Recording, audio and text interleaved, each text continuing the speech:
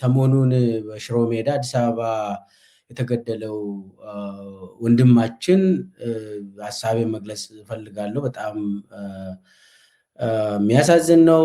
እንግዲህ ኢትዮጵያ ውስጥ የሰው ልጅ እንደፈለጉ ነው የሚገሉትን። አብይ በጣም አዝኛለሁ። ወንድማችን ተገኝ ባልቻ በፖሊስ በጥይት ተደብድቦ ነው የተገደለው። ምንም ያጠፋው ነገር የለም። ምናልባት በአብይ ስርዓት የተጎዳ ሰው ነው። በኮሪደር ልማት ስም የተፈናቀለ ሰው ነው። ብዙ ካንገላቱት በኋላ ነው እንግዲህ አሁን በጥይት በፖሊስ ጣቢያ ጠርቶ ደብድቦ ነው የገደሉት። እና ዜጎች እንግዲህ እንደፈለጉ ነው የሚገሉት። ይሄ ምንድን ነው የሚያሳየው? እንግዲህ በቅርብ ጊዜ ነው እነ ቶፊቅ መዲድ አዲስ አበባ ከተማ ላይ የፖሊስ ኮማንደር ሆኖ ከአብይ ከቤተ መንግስት ጥበቃ ወይ ደግሞ የአብይ ፐርሰናል ሴኪሪቲ የነበረው ቶፊቅ መዲድ አዲስ አበባ ላይ የተመደበው። እሱ ላይ ፕሮግራም ሰርቼ ነበር። ወደ አዲስ አበባ አደባባይ ላይ ሰው ይረሸናል፣ ሰው ይጠፋል፣ ከዚህ በኋላ ይሰወራል ብዬ ተናግሬ ነበር። ቶፊቅ መዲድ ኦሮሚያ ላይ የለመዱትን ነገር ኦሮሚያ ላይ ሲፈልጉ እንዳሹ ስረሽኑ የነበሩ ሰዎች አዲስ አበባ ላይ ተመድቧል። ያንን ኤክስፒሪየንስ ወደ አዲስ አበባ አምጥተዋል። በአይናችሁ ነው እንግዲህ ያያችሁት። የሰው ልጅ ያለምንም ፍርድ ቤት ትዕዛዝ ኤክስትራ ጁዲሻል ኤክስኪዩሽን በአደባባይ ነው እንግዲህ ሰው ተረሽኖ መሬት ላይ እሱም ፖሊስ ጣቢያ ፊት ለፊት። እንደው አንዴ እኮ ማሰር ትችላለህ። 1000 ዓመት ፍርድ ሰተ ፍርድ ቤት አቁመ ከፈለክ በፖሊስ ጣቢያ 1000 ዓመት ተፈርዶብሃል ብለህ እንዲቆይ ማድረግ ትችላለህ። ነገር ግን እንደዛ አይደለም። አሁን አብይ አዲስ አበባን ስለፈራ ይህንን ተናግሬያለሁ። አዲስ አበባን ፈርቷል። ይሄ ልጅ የተገደለው ዝም ተብሎ አይደለም። አብይ አዲስ አበባን ፈርቷል። ስለዚህ ተገኝ ባልቻ የተገደለው ዝም ተብሎ በዝም በቃ እንደው የሞተ አይደለም። ሆን ተብሎ ታስበው ሬሳውን ሁሉ እንዳይነሳ ህዝብ እንዲያይ ተደርጎ አይተናል። የአዲስ አበባ ነዋሪዎች እንደው እንዲረበሹ እንዲፈሩ ይሄው መጥቶላቸዋል። እኔንም ማትደግፉኝ ከሆነ ይሄው ባልቻን ተገኝ ባልቻን አይታችሁ ለእኔ ስገዱ ነው። ይሄ ሁሉ ሽሮ ሜዳ አካባቢ የታወቀ ነው። በጣም ምስኪን ህዝብ ነው የምኖረው። በነገራችን ላይ እኔ ሽሮ ሜዳ ብዙ አመት ነው የኖርኩት።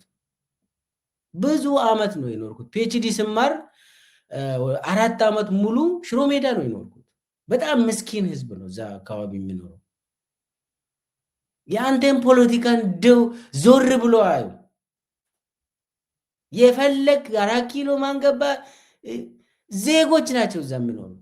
ሽሮ ሜዳ የሚኖሩት ዜጎች በቃ ዜጋ ዝም ብሎ በቃ የራሱን ኑሮ የሚኖር ደሃ ሆኖ እግዚአብሔር ነው እንደዚህ ያደረገኝ ብሎ እንደውም መንግስትን አይኮንንም እዛ የሚኖረው ህዝብ። እኔ አውቃለሁ።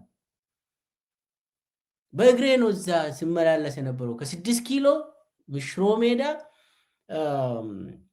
በእግሬ ነው ሲመላለስ የነበረው 4 ዓመት ሙሉ። ቦታውን አውቃለሁ። በጣም ነው የምወደው አካባቢው። ምስኪን ህዝብ ስለሆነ በኑሮም ስለምንመሳሰል በጣም ነው የሚወዳቸው። እዛ አካባቢ ያለው ህዝብ በጣም ምስኪን ህዝብ ነው። በላቡ የሚኖር ህዝብ ነው እዛ የሚኖረው።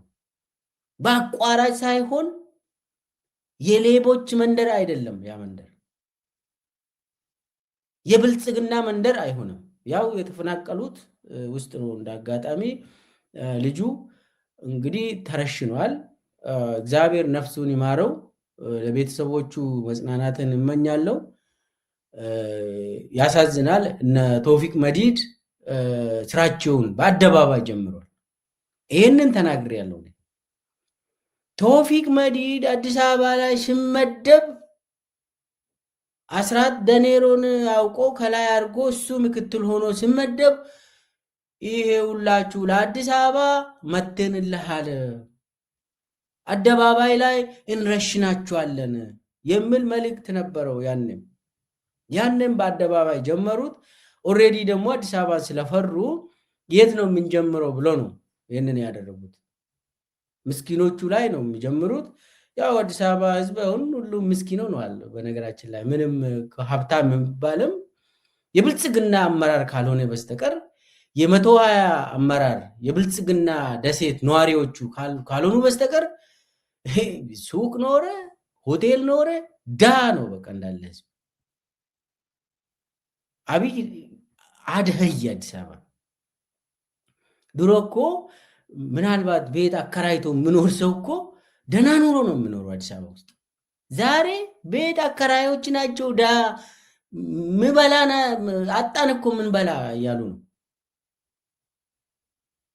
እና የሚያሳዝን ነው። አጠቃላይ አዲስ አበባን ስለፈሩ ሽሮ ሜዳ አካባቢ የጀመሩት ነገር ይቀጥላል። የአዲስ አበባ ህዝብ እንግዲህ ጣፋንታው መታገል ነው እንጂ ምንም አማራጭ የለውም። ለዛም ህዝቡ ገንፍሎ ወጥቶ ተቃውሞውን አሰምቷል። ትክክል ነው። ያው ፍትህ አገኙ የታወቀ ነው። አብይ አህመድ 4 ኪሎ እስካለ ድረስ አብይ አህመድ ኢትዮጵያ መሪ ሆኖ እስከቀጠለ ድረስ ማንም ሰው ፍትህ አያገኝም። ኢትዮጵያ ውስጥ ምንም ፍትህ አያገኝም። እንግዲህ ይሄ ነው እቺን ለመናገር ነው። ወንድማችን ነፍሱን ይማረው።